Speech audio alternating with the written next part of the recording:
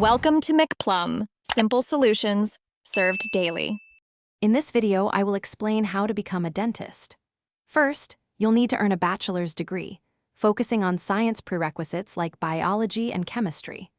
Maintaining a strong grade point average, especially in these core science subjects, is crucial for your applications.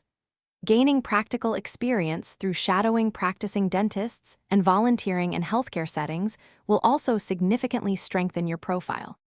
Once your academic foundation is solid, the next step is applying to dental school.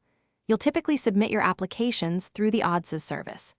Crafting a compelling personal statement that highlights your passion for dentistry is essential. Additionally, securing strong letters of recommendation from professors and dentists who know you well will significantly boost your application.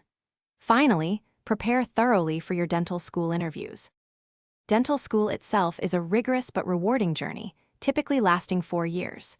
You will complete either a Doctor of Dental Surgery, or DDS, or a Doctor of Dental Medicine, or DMD program.